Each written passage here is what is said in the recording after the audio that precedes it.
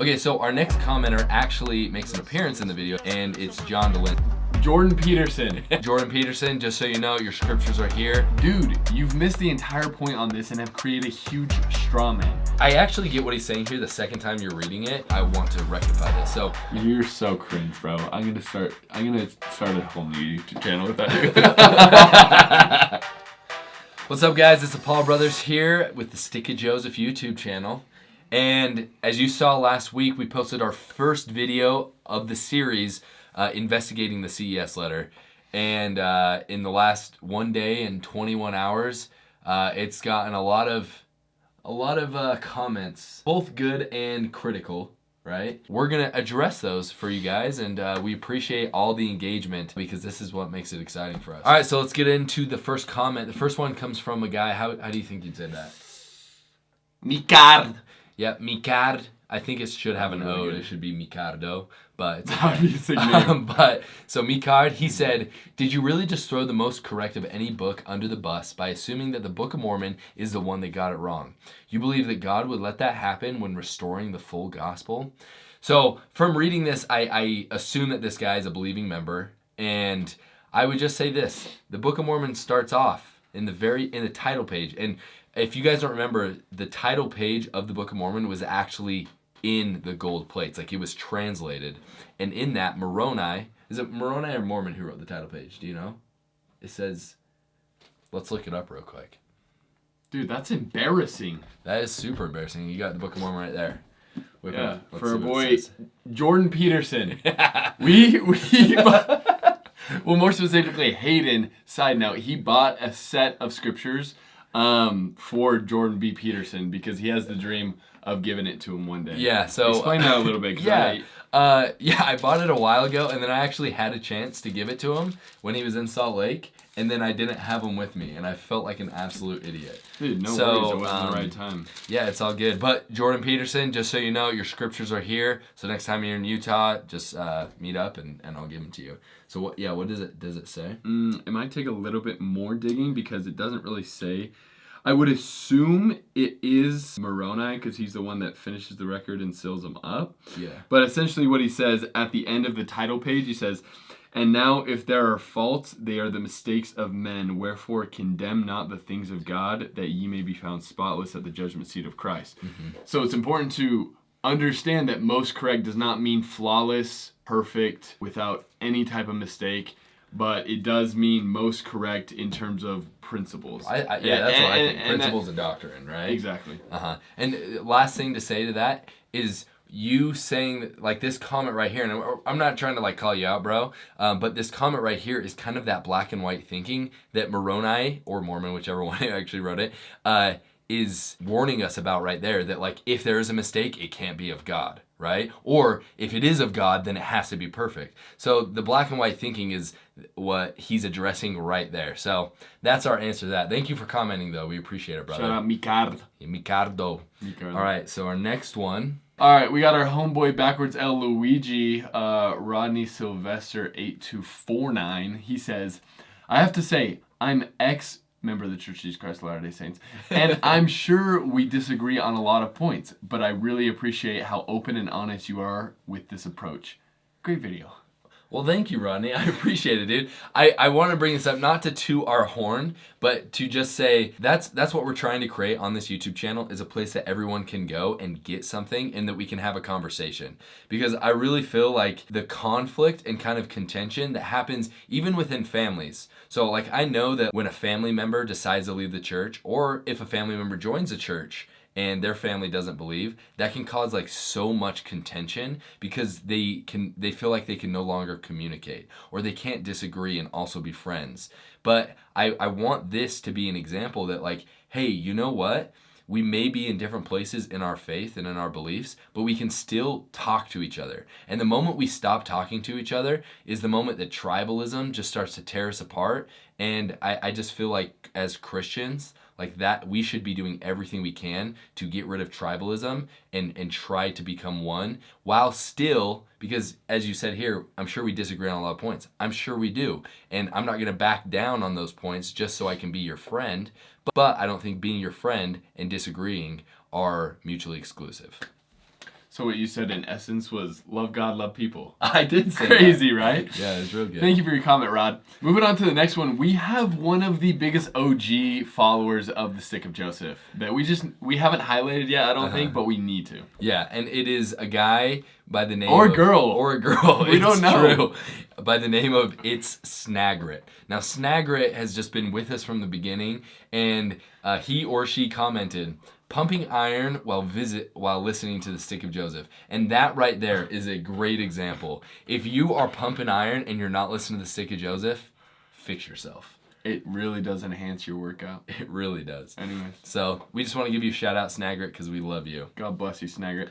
All right, our next commenter is named Gooks1190, and he says, dude, you've missed the entire point on this and have created a huge straw man, especially in your last point. Jeremy isn't arguing that the italicized words added by the translators shouldn't be there. You claim that Jeremy believes it should read, and pour you out a blessing that not enough.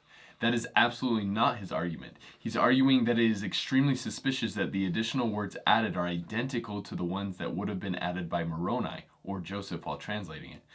How in the world did Joseph Smith or Moroni happen to use the exact same added filler words that the 17th century translators used? Cool. Thank you for that comment. And for laymen like me that didn't understand what a straw man argument was versus a steel man argument, for all you people like me, Hayden, explain it. So a straw man is essentially where you take someone has a specific argument, you say that something that isn't their real argument is their argument, and then you destroy that argument, right? So I actually get what he's saying here the second time you're reading it, where at the end there, I understand that Jeremy isn't saying that. So this is actually kind of a good point, and I don't want this to be... I want to rectify this. So I guess the point that I do want to make is the fact that the words match up exactly just isn't that crazy, especially when you look at the type of language that Joseph Smith was translating the Book of Mormon into. So it's no secret that he was using King James style English, okay? And so when you're using that specific type of English, it's going to be really hard to have variation in words, just because that's a very specific time period where very specific words are used commonly, right? And another thing too is we look at here on Bible Hub, which if you've never used Bible Hub, it's freaking legit. And I'm looking here at multiple verses or multiple different translations besides the King James version, and some of them or all of them translated after the fact, where they use the same language. There's no more room to receive it. You have it in the Amplified Bible, you have it in the American Standard Version Bible, you have it in the English Revised Version. So I guess what I'm saying is that the fact that he used that same type of language in order to make sense of the translation from, Isaiah's language to English, it's just not as big of a smoking gun as the CES letter makes it out to be. So, appreciate it. Gooks. Is it Gooks? It's Gooks. Gooks. Appreciate it, brother. All right, so this next one comes from Julio Penaloza, 5655, and he says, I'm sure you checked FAIR when looking up the Red Sea stuff. I didn't. I'm sorry. I should have checked FAIR. Did you not? I read Jim Bennett's thing, but I didn't say the FAIR thing. And he goes on to say, but yeah, there's a couple alternatives. One, it could just be a scribal error somewhere along the path like you covered. 2, it could actually be Nephi likening Isaiah to his family's afflictions while traveling near the borders of the Red Sea. That's a possibility, maybe. 3, the King's Highway is a path anciently called the Way of the Red Sea because it traveled along the shore of the Red Sea and went up into Galilee. Interesting. Dude, I like that.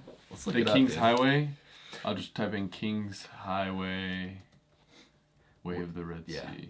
Which we went on the King's Highway when we went to Jerusalem, Jordan, Saudi Arabia. That path, the Wadi Araba that we were passing through, it's now a legitimate, it's like an actual highway now with cars, but that was known as the King's Highway. It says, Moses crossed the Sinai and picked up the King's Highway at Aqaba and turned northward towards Canaan. Which Canaan is like the land of Jerusalem. In the scripture, Deuteronomy 2:1, it says, Then we turned and set forth for the wilderness by the way of the Red Sea, as the Lord spoke to me. Dang. Huh. Interesting. I like that one. Yeah, it would be interesting. I want to see like where, like, does it really go all the way up into Galilee?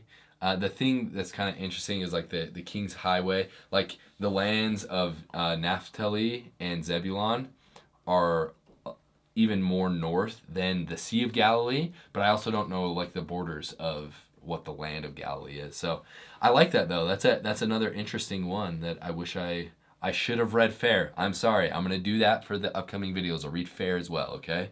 You gotta be fair. Dude, stop it. Man, those are punny. Okay. You're so cringe, bro. I'm gonna start a whole new YouTube channel without you. Dude, but you don't understand. I'm a dad. You're not.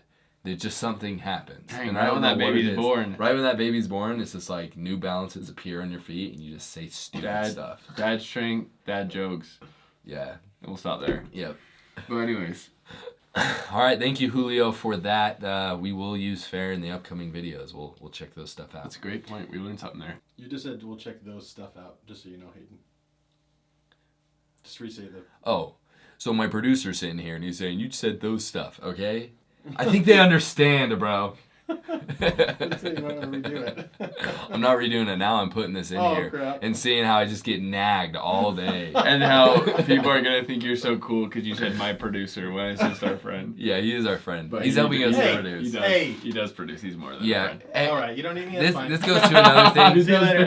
You guys got this. Just to answer you guys. My producer's being said annoying this. right now. My producer. No, but just to answer something that has been brought up multiple times. Guys, we're doing this in my parents' basement. And we don't have like tons of money coming or anything. We've had people that have said like, oh, is the church funding them? Stuff like this. No, we're not getting funded by anyone. So okay, so our next commenter actually makes an appearance in the video at the very beginning when we're showing some of the channels that are most critical to the church, and it's John DeLynn. So he's the first one and the last one in that little mashup of people talking about the CES letter. And he commented on our Instagram because we put a little reel together of it, and he go ahead and read it, Jack. Yeah, he says, I respect what you're trying to do. What's difficult is that any exposure to factual church history is going to lead some people away from the faith. Google the Streisand effect when you have a minute, if you haven't heard of it. Do we have a minute right now? Yeah, let me Google it. We got a minute. Let's look it up. The Streisand effect. Isn't Barbara Streisand the singer, or is she an actress? She's a singer, right? I don't know, dude. It says, the Streisand effect is an unintended consequence of attempts to hide, remove, or censor information where the effort instead backfires. So the exact opposite of what... But like, Well, okay, let's here, keep reading this let's comment. Let's keep reading it. Hide, censor, and Okay. remove. Okay, Streisand, he says, I've spoken to tens of thousands of people who were led out of the church by either Fair Mormon, the LDS Gospel Topics essays, or Rough Stone Rolling. This is the reality you are possibly wading into. It might help people preserve traditional faith for a season, but in the long run, their disaffection could be catalyzed and accelerated by your work. As an example, in this video, you are actually advertising the CES letter to people who might have not heard of it otherwise, at least for a while. Wishing you well regardless. Thanks, bro. There are many benefits to the LDS church membership and beliefs. I'll keep doing my part to fix the broken parts. Red heart emoji. Red heart emoji. So it's interesting because if you read the definition of the Streisand effect, it says in attempts to hide, remove, or censor information, right? Yeah. And so we're not doing that. Obviously, your video was to investigate and clarify the claims, right? Yeah. But then he describes it in an instance of like you're advertising the CS letter to people who have might not have heard of it otherwise, and then they leave the church because of it. In my head, that makes me think of like, you remember in like middle school, elementary, when we had like DARE officers? yeah. And they'd come in and be like, tell us why drugs are bad. Like, that's to me like saying a DARE officer coming to an elementary school would be like, drugs are bad and this is why you shouldn't do them. And some kid in the back like, what's drugs? And then he goes and finds out and then he gets hooked on drugs. And it's the DARE officer's fault. Yeah. That doesn't make sense to me. Yeah, and like I feel like this is a common thing, like even in parenting, right? Like sometimes you want to talk to your kids about certain subjects, like for example, like pornography. And you're like, oh, but if I talk to them about it, then they're going to get curious and look it up. Or even a different subject, like, when we were at our Marine Corps training, we were talking about like helping guys not kill themselves, you know what I mean? And it's like sometimes you might be afraid to like ask someone, hey, have you had suicidal thoughts or whatever? But it's like, because you're afraid, oh, it's going to give them the idea, but that's a fallacy. So obviously the CES letter isn't as extreme or bad, in my opinion, as suicide and pornography. That same like idea of thinking, that same line of thinking, I just think doesn't hold water, especially when, you know, we live in the age of the internet. The CES letter exists. People can and probably will eventually get to it. So I think us talking about it and investigating it and doing it as faithful members of the Church of Jesus Christ of Latter-day Saints, I think it's good. But here's just, John, have us on your show and we can explain it better in person. How about that, bro? How about that? That'd be awesome. So, awesome. Well, we thank you guys so much for commenting on our videos. There's hundreds more that I wish we had time to go through and give adequate answers to all of them. But yeah, we appreciate the interaction with us, and we're going to keep doing our best to give faith-filled responses to the critics. And if you think we're dumb while doing it, please leave us a comment and tell us why so we can get better. Yeah. But in the meantime, stay curious and hungry.